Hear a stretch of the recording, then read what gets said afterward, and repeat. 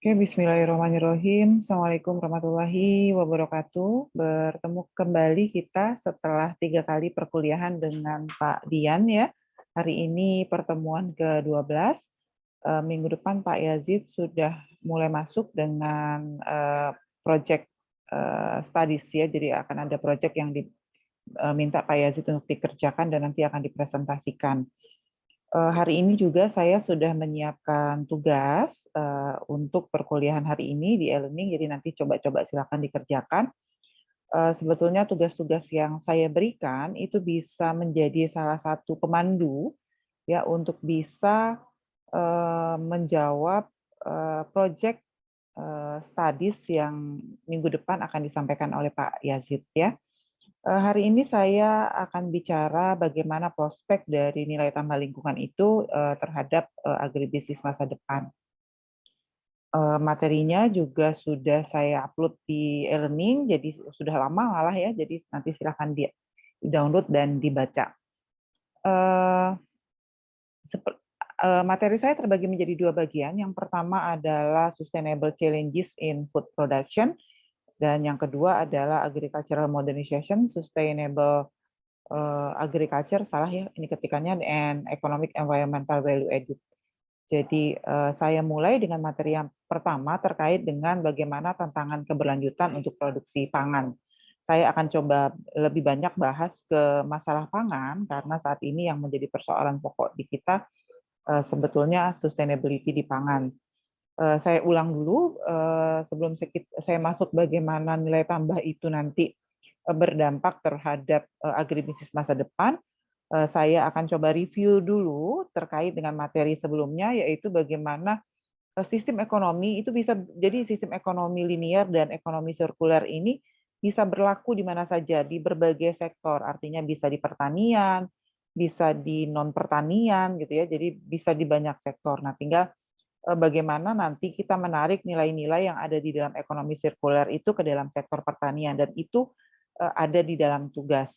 Nah, yang sebelah kiri ini adalah bagaimana kalau kita mengelola sistem perekonomian baik termasuk di sektor pertanian itu kalau dengan tanpa menggunakan ekonomi sirkuler, artinya dengan ekonomi linier. Jadi ekonomi linier itu pertama kali digunakan dia bisa ngambil dari alam, diekstraksi, bisa dimanufaktur, bisa dirakit ya, kemudian bisa di retailing, dijual kembali, kemudian berbagai sumber daya itu digunakan, tetapi dalam konsep ekonomi linier ketika sumber daya itu digunakan, begitu dia digunakan, begitu dia diekstraksi, begitu sumber daya di manufacture, begitu di-assembling, itu langsung nilai dari sumber dayanya tuh hilang. Jadi langsung habis, langsung destroy, langsung hancur nilai sumber dayanya. Nah, berbeda kalau kita menggunakan circular economy. Di dalam circular economy, ketika sumber daya itu terakhir digunakan, maka dia ada proses reuse penggunaan kembali. Ada proses refurbish. Refurbish ini perakitan ya, perakitan ulang. Ada proses remanufacturing, ada proses di-recycle sehingga sumber daya itu bisa digunakan secara berulang. Jadi kita berharap bahkan dalam ekonomi sirkular yang advance, kita berharap ngambil sumber daya, ekstraksi itu cuma 1 kali, sisanya itu kita akan lakukan recycling. Jadi bisa recycling, bisa remanufacturing, sehingga nanti tidak ada lagi pengambilan sumber dayanya di alam. Jadi kalau toh ada sampah yang dibuang, sampahnya seminimal mungkin, sesedikit mungkin. Jadi itulah prinsip dari ekonomi sirkular. Dan tentu saja pertanian itu adalah salah satu sektor yang potensially ya, yang sangat potensial untuk bisa menerapkan ekonomi sirkular. Kenapa? Karena kita jelas-jelas mengambil sumber daya alam gitu, mengambil sumber daya alam yang kalau terus-menerus kita eksploitasi tentu satu saat juga proses pertumbuhan dari proses pertumbuhan tanaman di sektor pertanian itu juga perlu waktu. Nah, ada beberapa some facts for doubts, ada beberapa dasar pemikiran yang perlu kita pertimbangkan bahwa kita paham bahwa saat ini produksi pangan sedang berubah, bahkan akan terus berubah dalam waktu dekat. Kenapa berubah? Ya, jadi kenapa pangan itu berubah? Karena ada perubahan faktor eksternal dan ada faktor internal. Faktor eksternalnya apa yang nggak bisa kita kontrol? Perubahan iklim misalnya ya, kemudian kekurangan pangan, kemiskinan, kelaparan, itu faktor-faktor eksternal yang dalam konteks pertanian itu ada di luar ranah kita gitu. Tetapi ada faktor internal yang mempengaruhi produksi pangan. Apa itu? Penggunaan bahan kimia berlebihan, penggunaan bahan kimia berlebihan, pestisida, herbisida, pupuk ya, itu mengakibatkan produktivitas turun. Akhirnya terjadi serangan hama penyakit pada beberapa lokasi ya. Itu terjadi kekurangan air, maka apa yang harus kita lakukan untuk mengantisipasi perubahan itu? Kita ingin ada sistem pangan yang lebih adil untuk semua pihak. Jadi tidak hanya menguntungkan sektor pertanian tertentu saja, tetapi juga bisa adil untuk sektor yang pangannya. Nah, kita tahu bahwa kita tiap hari kita makan, bahkan menurut data WHO ya atau menurut IKAL 2015, saat ini ada 800 juta orang kelaparan. 1,5 miliar yang menderita kekurangan asupan atau kita sering sebut dengan stunting, dan 2,5 miliar memiliki kualitas makanan yang buruk. Sehingga dengan situasi yang seperti ini, maka kita harus berubah. Jadi perubahan sistem pangan itu adalah sebuah keharusan. Ya. Oke. Apa sih masalah dalam perubahan sistem pangan itu? Kenapa sih? Ya udah kalau mau dirubah rubah aja gitu kan, kita gitu. Tapi ternyata perubahan di dalam sistem pangan itu tidak mudah. Kenapa? Karena perubahan di dalam sistem pangan itu ternyata melibatkan banyak faktor yang berbeda. Jadi ada banyak variabel, ada banyak faktor, ada banyak variabel yang mempengaruhi perubahan sistem pangan. Dan di sisi lain, sistem pangan itu sendiri mempengaruhi banyak masalah lain. Gitu. Jadi sistem pangan itu dipengaruhi oleh banyak faktor, sistem pangannya sendiri mempengaruhi juga hal-hal lain. Atau sering disebut dengan multi-problem input system. Dengan kata lain, kalau kita mau changing the food system, maka kita tidak bisa menggunakan kebijakan tunggal atau kebijakan tunggal, karena kebijakan tunggal tentu tidak akan memperbaiki sistem pangan, justru akan muncul ketidakberlanjutan, tetapi harus ada, karena multi problem, maka harus ada multi purpose, maka harus ada multi policy input system. Ya, nah tantangan dalam hal penelitian tentu saja menciptakan penelitian kolaboratif multidisiplin berdasarkan pemahaman kompleksitas masalah pangan dan interaksi antar variabel. Jadi penelitiannya itu sekarang orang budidaya itu nggak boleh seharusnya penelitian sendiri aja. Gitu. Jadi orang budidaya itu kalau mau penelitian harus melibatkan orang-orang sosial ekonomi. Kenapa? Supaya nanti benih-benih baru, benih-benih unggul baru yang dihasilkan itu memang secara ekonomi visible untuk diaplikasikan, gitu ya.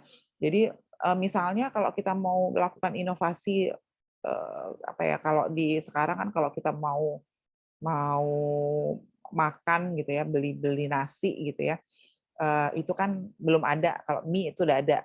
Sudah ada sih sebetulnya beras instan, tapi kan belum belum sebanyak mie instan gitu. Nah, itu kan perlu perlu kajian-kajian kolaboratif yang menunjukkan bahwa dalam memproduksi beras instan itu memang secara ekonomi menguntungkan. Jadi tidak hanya secara teknis bisa diaplikasikan, tapi secara ekonomi menguntungkan. Kemudian kalau kita bicara food system, dia tidak hanya bicara masalah alam, masalah fisik ya, tetapi juga ilmu sosial juga main di sana. Solusi beberapa ahli mengatakan bahwa ekonomi sekuler itu bisa jadi salah satu solusi ya, untuk bisa mengatasi atau mengubah food system tadi dalam rangka memenuhi berbagai hal atau problem di dalam pangan. Ini adalah statement dari Menteri Bappenas ya, jadi Kementerian Bappenas yang mengatakan bahwa pengembangan sistem pangan yang berkelanjutan menjadi syarat utama peningkatan peran sektor pertanian. Jadi sudah ada siaran persnya dia bagaimana sistem pangan berkelanjutan itu menjadi syarat utama dalam peran sektor pertanian. Berkelanjutan ya, sebetulnya kalau bicara berkelanjutan itu belum tentu sirkuler gitu, tapi paling tidak kita sudah menuju ke dalam sirkuler ekonomi. Nah, bagaimana sustainable agriculture itu nanti berkembang? Sustainable agriculture ini udah banyak dibahas, makanya dibilang something old, tetapi juga baru karena sudah banyak dibahas tapi belum banyak diaplikasikan. Kira-kira gitu makna dari something old and something new. Jadi Apa sih yang harus kita lakukan gitu kalau kita mau sustainable agriculture dari sisi circular economy. Di perkuliahan pertama saya sudah cerita ya, sustainable itu adanya di atas. Untuk bisa sustainable kita harus green economy dulu. Di dalam green economy itu salah satunya ada circular economy. Di dalam circular economy nanti ada bioekonomi, ada bioefisiensi, ada bio-circular economy ya. Tapi untuk bisa sustainable itu didukung oleh circular economy. Nah, maka apa yang harus kita lakukan? Konsepnya sama gitu. Jadi ketika kita bicara sirkular, maka kalau kita mau menghasilkan green product, kalau dia bentuknya sirkular, maka produknya itu harus clean. Menggunakan cleaner production itu artinya dalam konteks circular economy dia menggunakan lebih sedikit sumber daya. Ini silahkan ya kalau ada yang ingin tanya sambil saya menjelaskan tuh silahkan. Jadi nggak usah nunggu saya selesai. Jadi silakan raise hand. Oh ya, Agus silakan. Ibu izin bertanya, kalau Ya, misalnya pertanyaannya mengenai project assignment, boleh Bu? boleh, coba silakan. Jadi kan kemarin sempat Agus baca-baca Bu untuk itu redaksi tugasnya Bu. Kalau misalnya seandainya Agus mengangkat dari sisi pangan, apakah boleh Bu? Soalnya kemarin Agus mungkin kurang pemahaman akan tugas tersebut. Agus pikir itu khusus hanya untuk agriculture seperti itu Bu. Rencananya ini Agus itu mau mengambil temanya tuh bahan kimia Bu, bahan kimia yang digunakan sekarang. Nah, dengan adanya pengembangan teknologi Bu, ini memang teknologi ini belum disebarluaskan. Cuma negara-negara maju sudah memanfaatkan teknologi ini. Teknologi ini bisa mengubah proses ekstraksi, sisa-sisa seperti contohnya itu jeruk, kulit jeruknya bisa dimanfaatkan sebagai larutan untuk proses ekstraksi. Biasanya kan kita menggunakan N-hexan untuk memproses ekstraksi. Nah, itu bisa digunakan dari larutan dari ekstrak, nggak diekstrak, gunakan PVF, pure fill PVF pokoknya Bu, dia tuh gunain itu, jadi hasilnya itu sudah terbukti sama seperti N-hexan Bu. Jadi rencana Agus ingin mengaplikasikan itu Bu lebih ke produk yang ada di Sumatera Selatan. Jadi sehingga produk-produk kita ini kan kita tuh melihat dari lingkungan, ekonomik, sama satunya lagi adalah sosial. Nah, jadi kalau misalnya dari lingkungan sudah dapat dia biodegradable karena dia hasil recycling Bu, tidak dibuang ke limbah, kemudian ekonomiknya juga berpotensi mendapatkan keuntungan dari penjualan tersebut, dan sosialnya saya rasa akan lebih ramah lingkungan karena dia tidak N-hexan itu kan ini Bu bersifat toxicity. Nah, kalau ini kan mungkin lebih ramah lingkungan seperti itu Bu. Oke. Jadi kan ketika saya menjelaskan beberapa minggu yang lalu tuh ada cycle ya. Jadi tidak nanti untuk tugas gitu cycle-nya tidak harus lengkap seperti ini gitu ya. Jadi paling tidak kita bisa menggambarkan kalau punya Agus tadi dari jeruk, kemudian ada kulit jeruknya dimanfaatkan jadi apa, itu kan sudah cleaner production karena lebih sedikit menggunakan sumber daya. Jadi tidak harus, jadi ngebayanginnya jangan, tugasnya itu jangan ngebayangin yang kompleks gitu ya. Jadi makanya saya bilang ambil salah satu contoh.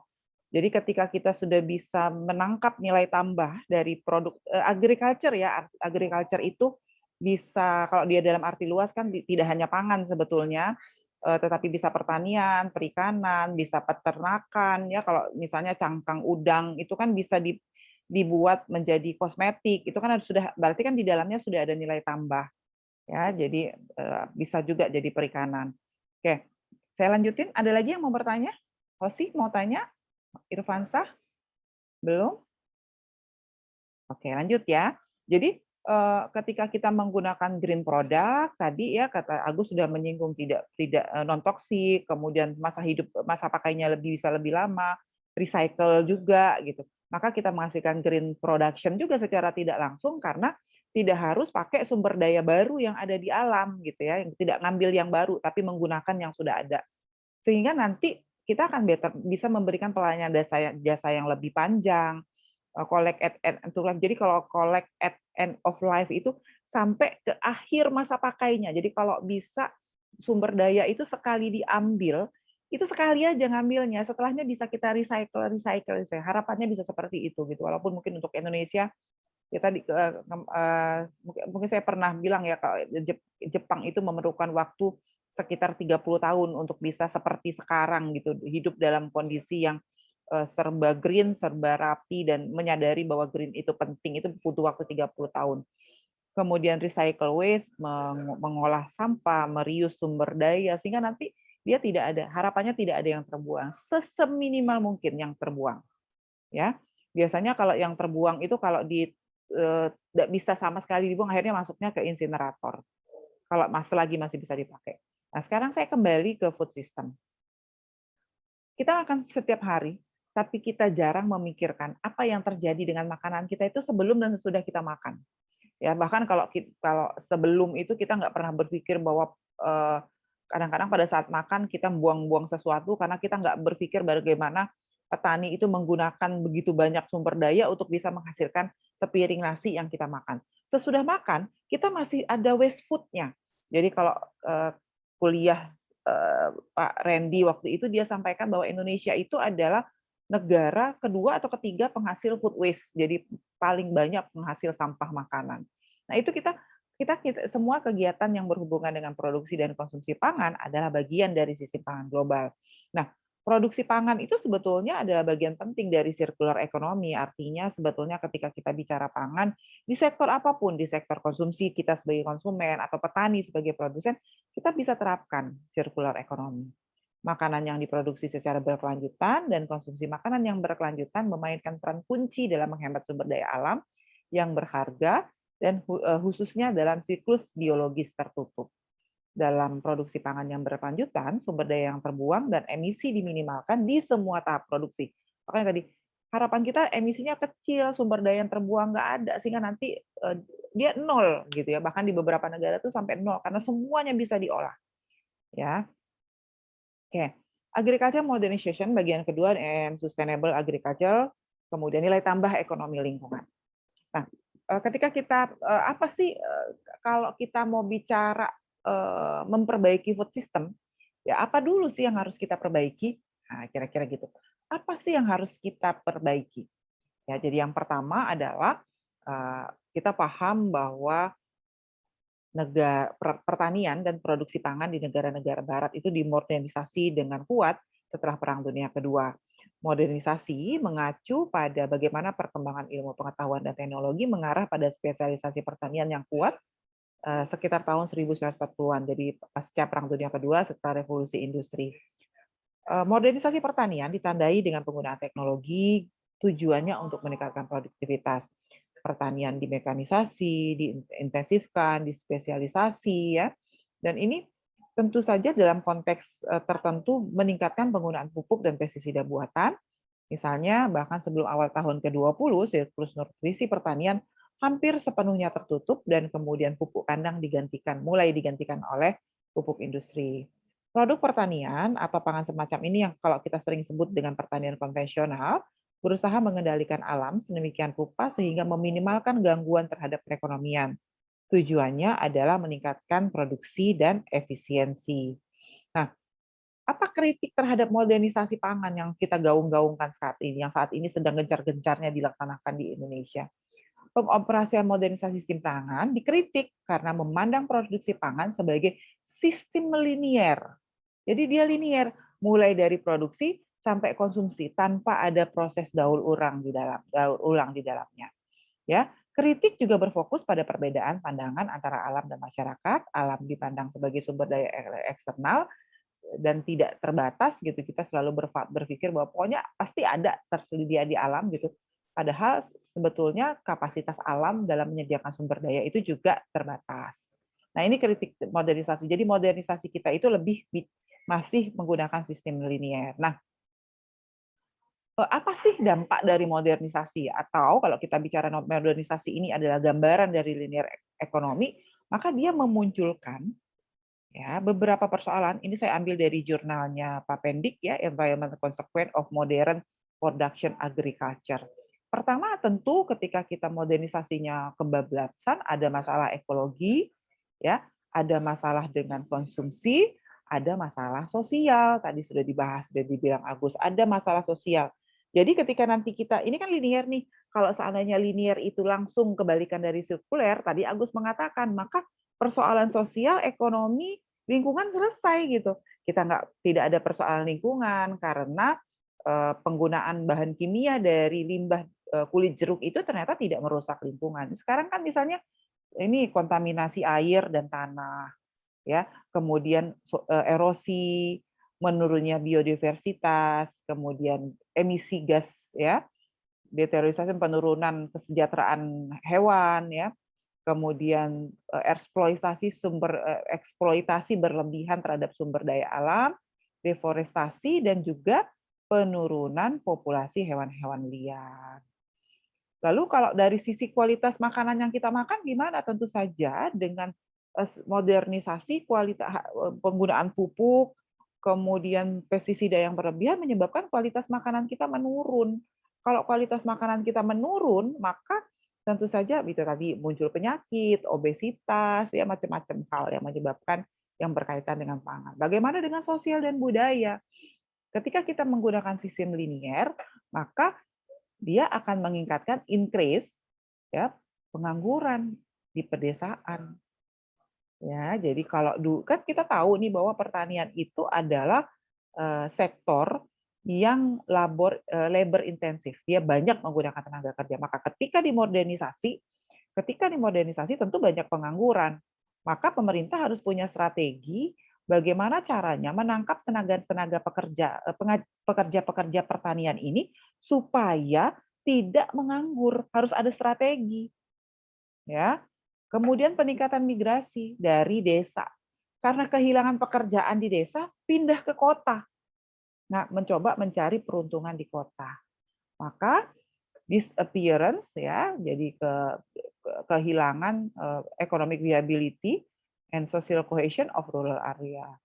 Lalu improvement of some members of rural societies, jadi ada apa ya, kayak up gitu ya dari beberapa anggota perkota di desa-desa itu, increase social differentiation, peningkatan perbedaan sosial, dan disappearance ini mungkin hilangnya tradisi-tradisi yang baik. Kalau dulu kan pada saat ngolah lahan tuh sama-sama ada gotong royong, pada saat panen gotong royong. Sekarang panen sama ngolah lahan itu sudah dikerjakan oleh traktor, jadi nggak ada lagi tradisi gotong royong.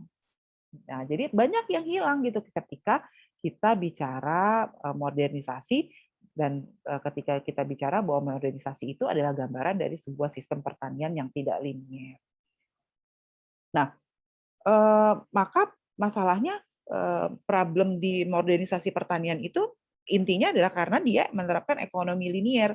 Maka apa yang harus dilakukan? Nah, ini saya lihat ya, inilah inti dari perkuliahan kita, value added creation, jadi menciptakan nilai tambah. Pak Dian sudah banyak melakukan eksplorasi tentang bagaimana nilai tambah itu bisa diciptakan, ya, menciptakan nilai tambah gitu, karena kalau kita bisa menciptakan nilai tambah, tadi saya bilang nilai tambah itu adalah bagian dari circular economy gitu. Maka ketika kita bisa menciptakan nilai tambah, circular ekonominya berjalan, green ekonominya tumbuh, maka sustainable pertaniannya, sustainable food and farming-nya. Sustainable-nya dari sisi apa? Dari sisi airnya tadi kan airnya rusak, airnya terkontaminasi, airnya bersih, ada pengolahan sampah, tanahnya subur, penggunaan lahannya sesuai, biodiversitasnya terjamin, terus sampai akhirnya perubahan iklim juga bisa kita atasi. Ya. Ada yang mau bertanya? Nah, sekarang apa sih kaitan antara nilai tambah ekonomi lingkungan dengan sustainable agribisnis? Ya, mungkin ini sudah dibahas nih di depan-depan program sama Pak Rozi. Agribisnis itu apa sih?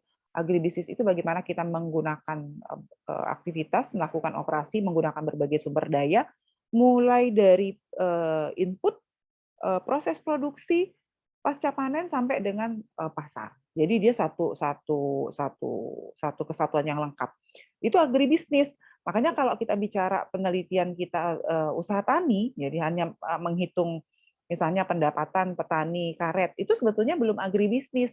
Karena kalau agribisnis itu dia sudah bicara mulai dari bagaimana input digunakan, proses produksi, sampai dengan nanti selesai.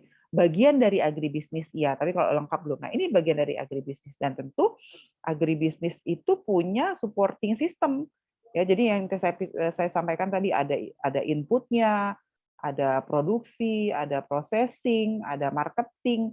Nah, dia punya penunjang. Penunjang itu apa? Salah satunya finance. Jadi nanti kita akan ketemu bagaimana manajemen keuangan itu juga mempengaruhi fungsi dari agribisnis pertaniannya. Apa yang terjadi dengan agribisnis? Ya, ini sudah ya. Jadi semua kegiatan dengan yang terkait dengan produksi dan konsumsi itu kita nggak bisa pisah. Mereka tuh satu kesatuan. Interaksi komponen sistem menentukan apa, berapa banyak, dengan metode apa makanan diproduksi dan didistribusi, untuk siapa dan kepada siapa diproduksi. Itu satu kesatuan kalau kita bicara sistem pangan, kita bicara agribisnis. Fungsi utama agribisnis adalah primer, tadi pengolahan hilir, distribusi, perdagangan, dan konsumsi. Sistem agribisnis memiliki banyak rantai pertanian spesifik, ada sumber daya alam, ada bahan mentah, ada produk, ada uang yang bergerak di dalam sistemnya, tetapi juga menghasilkan berbagai jenis aliran sampingan. Nah ini ya the food system menggambarkan bagaimana setiap fungsi dari makanan, ya, mulai dari produksi, konsumsi, dan bahkan hubungan di antara mereka itu saling berkaitan. Ya, jadi ini ada banyak sistem, ada faktor pendukung mulai dari ini agribisnis nih yang dari sini nih. Ini agribisnis bagaimana proses itu sampai dari kanan ke kiri. Ya. Kemudian apa yang mendukung? Ada organisasi sosial, ada teknologi, kita di perguruan tinggi dituntut untuk science and teknologi, ada lingkungan, ada kebijakan-kebijakan pemerintah, ada pasar, semuanya itu merupakan satu sistem. Ya. Tapi harapannya sistem yang ada ini tidak dibangun dengan linear ekonomi gitu, tetapi dengan circular ekonomi supaya nanti antara satu bagian dengan bagian yang lain itu dia terkait dan intinya adalah ketika kita melaksanakan sistem agribisnis atau food system ini secara lengkap, maka ngambil input sumber daya pertama kali itu harapannya setelah sampai konsumer bisa melakukan daur ulang dari hasil sisanya bisa masuk sebagai input lagi. Paling tidak food waste yang dihasilkan oleh konsumer itu bisa menjadi pupuk. Ya, bisa menjadi pupuk bagi pertanian. Ya, demikian materi perkuliahan dari saya. Silakan jika ada yang ingin ditanyakan, ada Trisa, ada Doris, ada Fitri, silakan jika ada yang ingin ditanyakan terkait materi perkuliahan. Ada Mutiara, sudah lama juga saya nggak ketemu ya. Silakan, ada yang ingin bertanya? Fitri mungkin mau tanya? Belum, Ibu. Belum, kalau belum, saya, aduh, salah ya. Ini ketutup apa nih? Nah, saya akan sampaikan. Doris, silakan Doris. Doris, aktif ya, silakan. Terima kasih. Ya. Jadi kan untuk yang dikatakan berkelanjutan itu ketika ada 3 kalau nggak salah, Mbak. Lingkungan, sosial, dan ekonomi. Betul. Kalau ekonomi tergambarkan, Bu. Lingkungan juga. Nah, yang sosial ini selain dari peningkatan perekonomian masyarakat sekitar, ada lagi nggak, Bu, contoh dampak yang untuk keberlanjutan itu, Bu? Di sektor sosial. Ya, jadi kembali. Baik, terima kasih. Jadi betul ada kalau kita bicara keberlanjutan, dia ada 3 aspek ya. Jadi ada sosial, ada ekonomi, ada lingkungan. Aspek sosial kayak apa? Salah satunya adalah bagaimana kondisi kalau kita bilang kondisi ekonomi itu mempengaruhi kondisi sosial. Jadi bagaimana status hidupnya bisa meningkat karena mereka mengelola lahan secara berkelanjutan. Kemudian Pernah dengar lebak lebung? Lebak lebung itu sebetulnya kalau dikelola secara baik itu kan sistem sosial tuh, yang ngambil ikan dari daerah rawa, ya, ada dia kan dilelang, jadi nanti akan diserahkan kepada pihak lelang. Nah itu budaya-budaya baik, ya, jadi praktik-praktik baik itu harapannya dengan konsep sustainable itu bisa tetap terjaga, itu sosial. Jadi ada beberapa faktor yang mempengaruhi konsep-konsep sosialnya gitu. Coba saya buka disertasinya.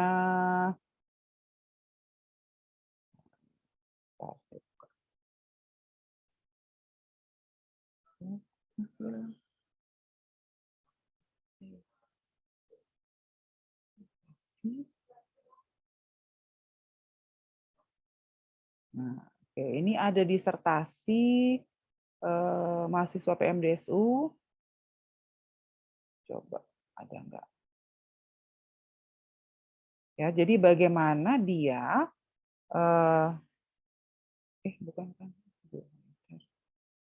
bagaimana dia mencoba melakukan penilaian terhadap 3 aspek keberlanjutan tadi, ya.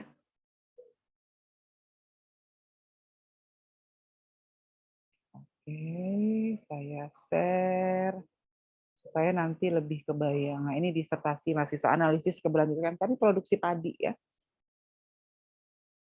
Bimbingan saya Pak Yazid sama Pak Bu Mary Hasmeda. Jadi tadi saya bilang, kita kalau riset itu sekarang sudah nggak bisa sendiri, tapi harus sosek gabung sama agronomi supaya dapat aspek agronominya. Jadi kalau di sini dia ngelihat, ini contoh supaya lebih enak ngejelasinnya. Sebentar.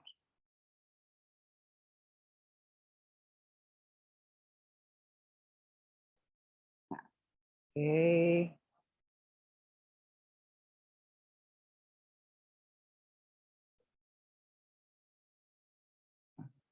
Lagi.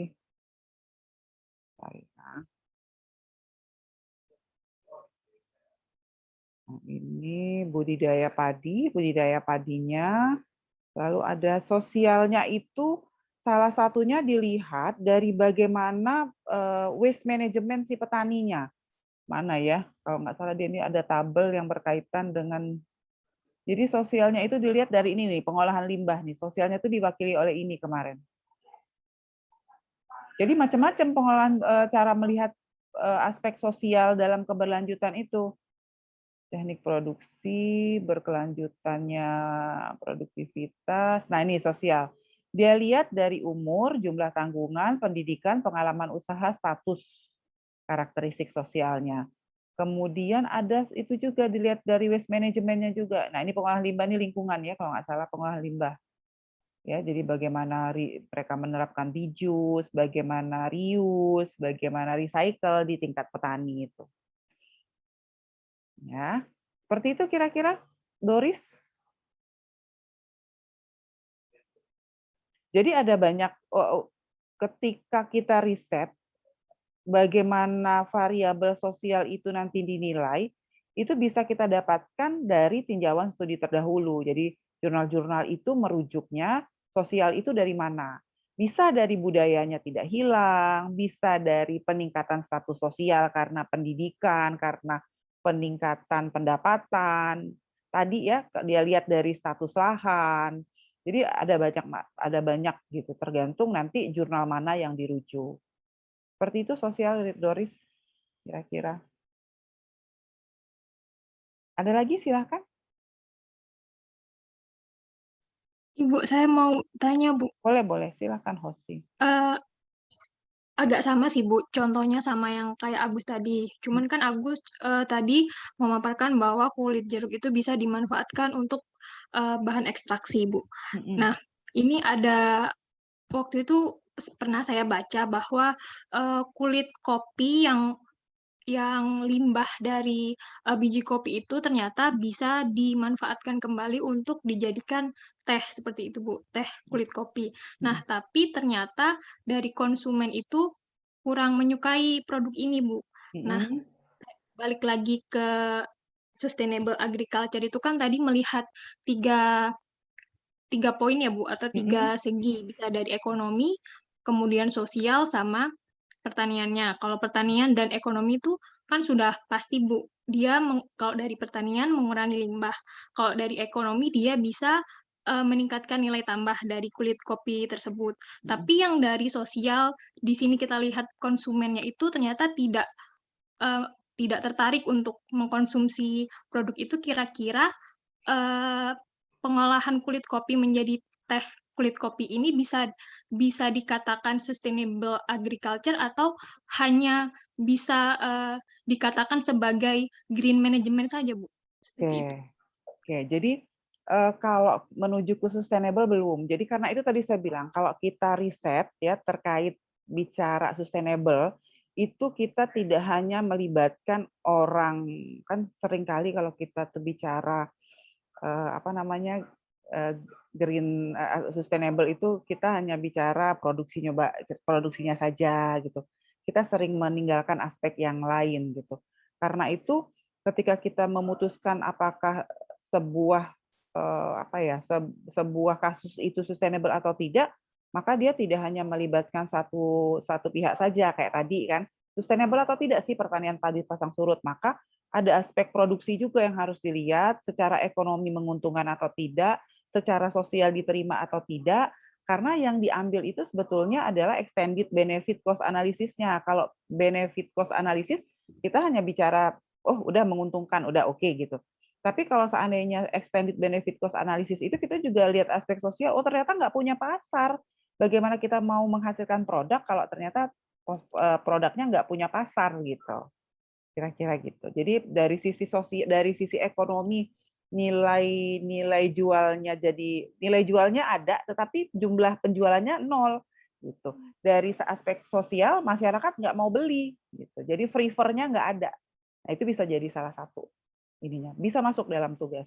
Silakan. Agus dulu ya, nanti baru Doris lagi. Silakan. Baik Bu, terima kasih. Nah Bu, yang saya bingung itu terkait dengan parameter yang diamati Bu.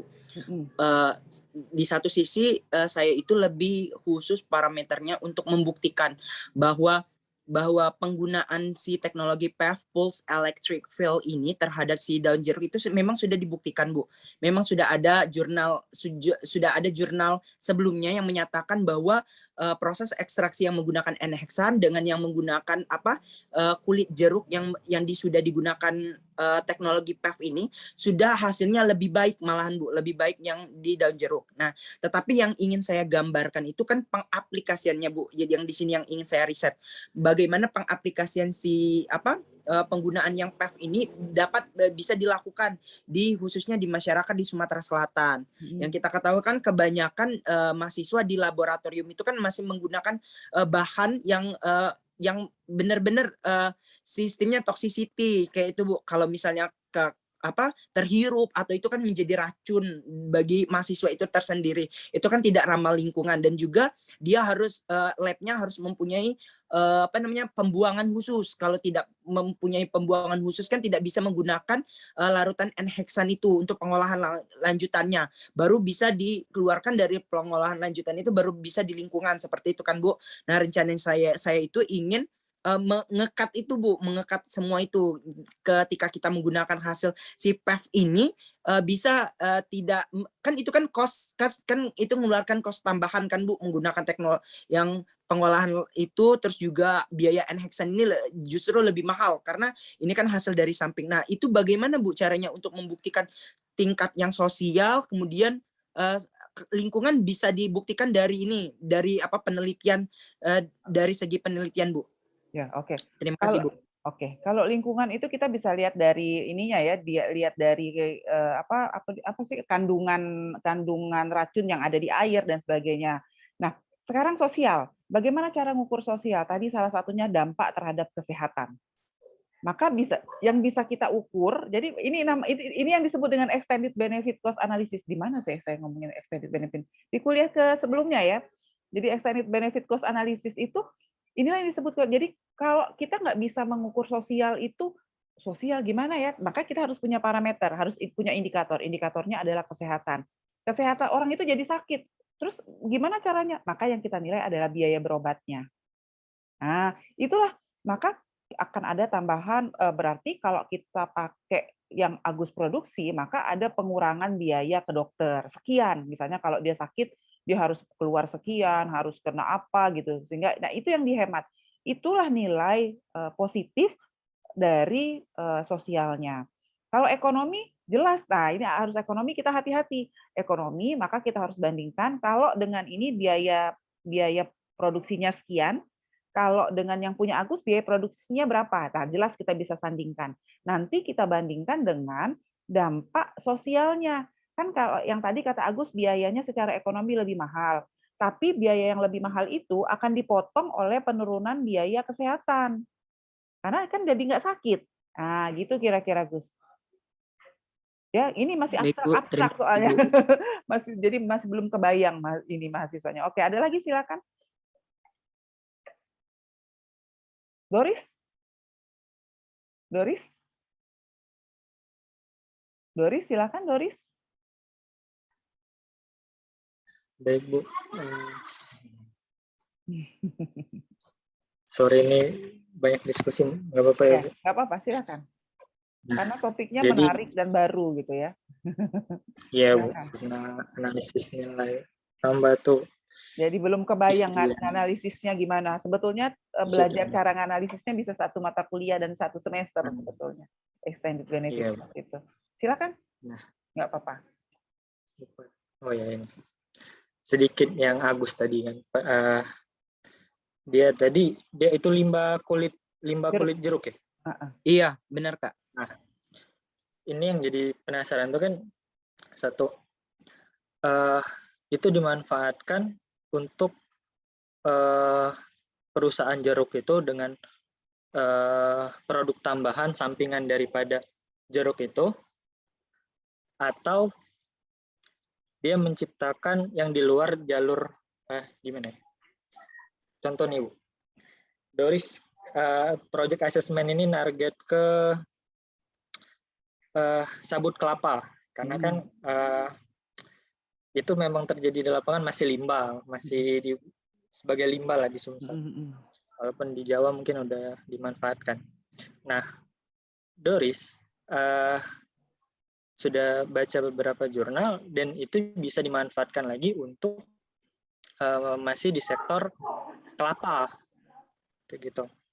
Nah, yang Agus tadi, kalau seandainya terjadi produk sampingan tapi di luar jeruk misalnya, atau di luar kayak dos kelapa tiba-tiba jadi tali itu Bu. Nah, sedangkan dengan hitungan yang Agus tadi, teknologi tadi tidak dengan biaya murah, sehingga dengan adanya inovasi, lingkungan terpenuhi, lalu mungkin dibukanya lapangan pekerjaan baru kan karena ada sektor baru, tetapi secara analisa biaya itu tidak masuk, atau investasi yang jangka panjang, apakah masih bisa dibilang keberlanjutan? Nah, itu yang jadi pertanyaan. Lalu, cakupan yang project assessment itu, Doris kan ngambil kelapa, Bu. Nah, itu dari kelapa itu, semuanya Doris jelaskan, kayak air, daging, batok, sabut, sampai yang itunya, atau cukup satu saja, Bu? Cukup satu misalnya sabut, tapi turunannya itu bisa jadi pupuk cair, bisa jadi tali, bisa jadi kerajinan tangan, atau yang lainnya. Itu gimana, Bu? Oke. Terima kasih. Oke. Jadi sebetulnya kalau terkait proyek, saya jawab yang pertama dulu ya. Kalau dalam konteks Agus ya, ketika misalnya nih kalau di Indonesia ada perusahaan yang bikin minuman kaleng jeruk itu, apa namanya? Itu kan ada limbah tuh, ya ada limbah yang bisa. Selama ini limbahnya terbuang. Kalau kita bicara konteksnya, selama ini limbah kulitnya terbuang karena dia hanya ambil jus jeruknya saja. Maka ya ketika dia mengolah, tinggal nanti perusahaan membandingkan berapa biaya dari dia mengolah kulit jeruk itu kemudian menjadi bahan kimia dan menjualnya ya, dengan biaya yang dia dengan penerimaan yang dia dapat. Nah, itu selisihnya akan jadi tambahan penerimaan produk utama. Jadi tambahan penerimaan utama. Penerimaan utamanya kan dari jus jeruk. Gitu. Itu kalau dalam konteks perusahaan. Kalau seandainya Agus pribadi mengolah limbah jeruk tadi, berarti kan Agus membeli kulit jeruk itu sebagai limbah, sebagai input awal. Nah, tinggal nanti kalau kayak gitu Agus berdiri sendiri. Tinggal nanti Agus membandingkan antara, kan dia beli nih kulit jeruk sisa, kemudian dia olah dengan biaya tertentu, lalu dijual. Nah, kira-kira penjualannya tuh bisa menutupi enggak? Kalau secara ekonomi enggak menutupi, maka bisa saja tidak sustain. Tinggal nanti kan dia baru ekonomi tuh. Aspek lingkungannya gimana? Apakah kan aspek lingkungan itu nanti dinilai juga dalam bentuk nilai ekonomi. Sosial tadi juga dinilai juga dalam bentuk ekonomi. Nah, kita bandingkan apakah nilai ekonomi realnya itu sebanding dengan nilai ekonomi yang lingkungan sama nilai ekonomi yang sosialnya. Kalau dia ternyata lebih besar, ya berarti kan positif, berarti masih berkelanjutan. Paham nggak? Sampai sini kira-kira kebayang nggak, Doris? Kalau seandainya ada dua pilihan, Project Agus tadi dibuat kulit tadi dibuat dengan produk, jadinya apa, Gus? Larutan, Kak. Larutan. Dengan satu produk lagi itu memanfaatkan kulit jeruk sebagai sabun homemade. Jadi biaya rendah, pemberdayaan masyarakatnya tinggi. Nah, itu ada itu. Apa tuh? Itu harus dianalisis. Jadi di dalam analisis project ada yang seperti itu. Jadi kita diminta, makanya sebelum kita mulai project kita harus bandingin dulu secara ekonomi, secara finansial ya, mana yang lebih menguntungkan, mau mengolah kulit jeruk tadi jadi sabun atau jadi bahan kimia, mana yang teknologinya lebih murah. Nah, tapi kan Agus tadi sebetulnya dalam riset Agus, dalam riset real yang real kan, Agus nggak menyentuh aspek keberlanjutan, hanya teknisnya saja, tapi terkait dengan tugas untuk mata kuliah nilai tambah, Agus mencoba mengaitkan, tetapi akan ada berbagai banyak pilihan. Ya, jadi ada multi purpose project berarti, maka nanti yang akan dipilih itu adalah project yang tentu saja yang nilai extended benefit cost analisisnya paling tinggi dengan berbagai alternatif project. Sama kayak pemerintah kan mau bikin project apa, itu akan dia lihat dulu nilai sosialnya kira-kira seperti apa. Terus gitu ya, Doris? Oke, Trisa silakan.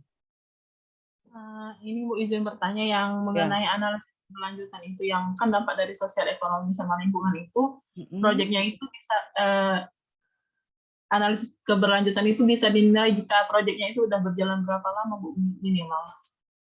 Kan kalau kita bicara proyek, bisa saja proyeknya malah belum jalan.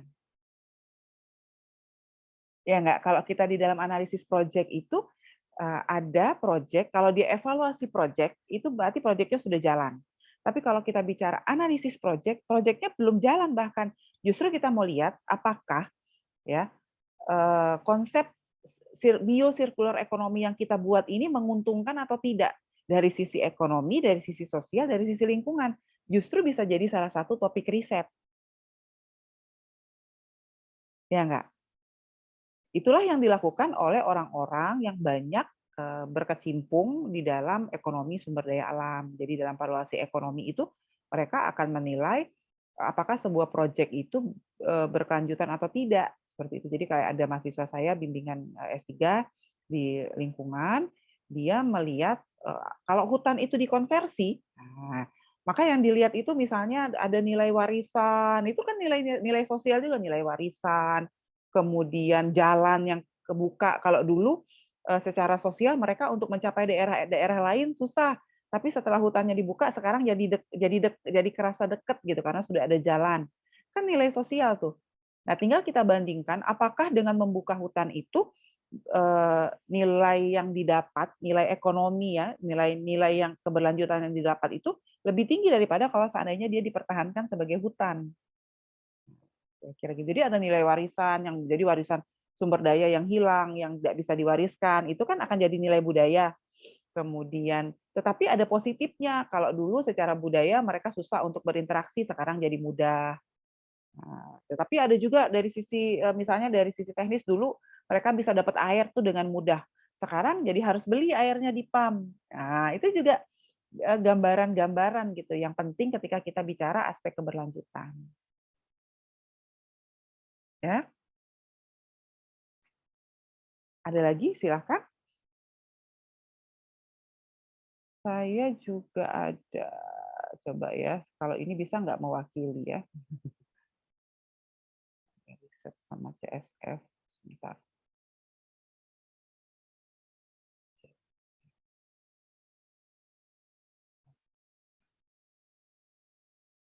Bukan deh. Sebentar, saya buka dulu. Ini ada riset final report. Nah, ini coba ini salah satu bayangan. Ini yang ngebayanginnya tuh yang rumit karena kita tuh diminta menilai sesuatu yang secara ekonomi yang kita kan selama ini membayangkan menilai sesuatu itu untuk produk-produk yang punya nilai pasar. Sementara yang kita mau nilai ini kan semua nggak punya nilai pasar. Kehilangan nilai gotong royong, kehilangan kesehatan, itu kan nggak punya nilai ekonominya sebetulnya. Nah, ini yang ini valuasi ekonomi ya, jadi tahun berapa 2020 di Pulau Payung. Ini kita nilai bagaimana kalau valuasi ekonomi itu menilai semua. Aspek ekonomi dilihat, kemudian aspek lingkungan dilihat, aspek sosial dilihat. Jadi yang dilihat itu manfaat total dari ekosistem pesisir. Jadi nilai-nilai jasa lingkungannya itu apa saja. Coba ya, bisa nggak?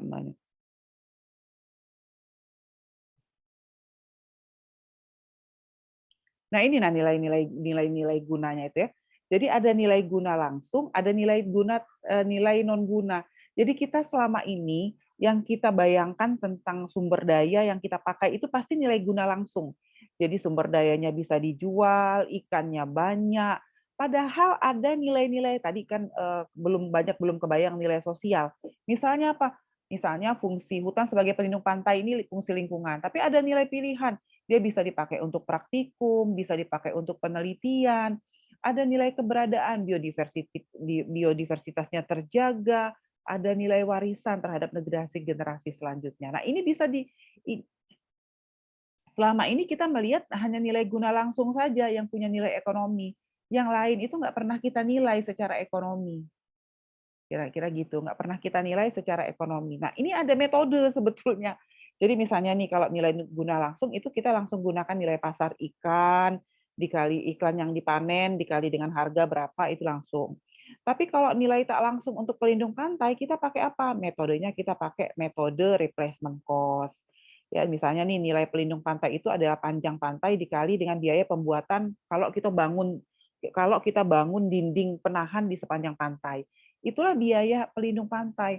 Kemudian kita bisa juga lihat dari nilai karbon. Luas mangrove dikali nilai serapan karbon itu adalah $10. Misalnya gitu. Kalau misalnya untuk praktikum, itu juga pakai replacement cost. Jadi nilai praktikum itu adalah selisih dari biaya transportasi ke Sembilang dikali dengan jumlah mahasiswa. Jadi kalau seandainya mereka praktikum di Sembilang, dengan dibandingkan praktikum, kalau selama ini misalnya praktikumnya ke Jawa, nah, itu biaya praktikumnya yang dihitung sebagai nilai ekonomi. Lalu keberadaan biodiversitas itu nanti dihargai dengan ini contingency valuation method, luas mangrove dikali dengan $15, lalu nilai warisan itu adalah 10% dari total manfaat langsung. Nah, jadi ada metodenya. Jadi agak panjang sebetulnya ceritanya sehingga dari sini ya kita pakai metode penilaian ini. Metode penilaian ini juga tidak mudah karena kita harus hitung panjang pantainya. Bahkan untuk biodiversitas itu tidak semudah ini karena kalau di dalam pembahasan itu kita bagi dengan berbagai jenis ikan dan peluang-peluangnya. Jadi ini jenis ikan yang teridentifikasi, kualitas air, salinitas, dengan fosfat, mana nih ekonominya ada di bawah. Pemetaan sebaran mangrove. Nah, ini nilai ekonomi. Misalnya nilai ekonomi langsungnya dari ikan, kakap, ikan. Ini yang sudah pasti. Ini kebayang nih sama kita kalau kita melakukan sesuatu, nilai ekonomi. Tapi ada nilai manfaat tidak langsung. Manfaat tidak langsungnya apa tadi? Dia pelindung pantai. Misalnya kita bangun tembok itu 90 juta gitu sepanjang pantai. Maka nilai ekonomisnya nanti jadi dikali dengan 10 tahun dia jadi 361. Lalu kalau serapan karbon, apa yang kita bisa hitung 488, serapan karbonnya per ton 1,54 kali $10 kali nilai tukar, maka nilai ekonominya 105. Jadi ada berbagai metode yang bisa kita pakai untuk bisa menghitung manfaat tidak langsung. Manfaat pilihan praktikum tadi. Jadi ini kalau di sini disampaikan bahwa kalau mereka praktikum ke daerah lain dibandingkan dengan ke Pulau Payung dibandingkan dengan daerah lain itu akan dikeluarkan biaya selisih biaya itu 192 juta, lebih murah. Nilai warisan itu di sini nilai warisan ini nilai sosial, ekosistem mangrove memiliki nilai biodiversitas $15 per hektar. Jadi konversinya itu sekitar 102 juta. Jadi dihitung satu-satu dan semua ada metodenya. Nah, tergantung nanti jurnal. Di sini semua ada rujukannya. Makanya ini menurut kita menghitungnya menurut Rutenberg.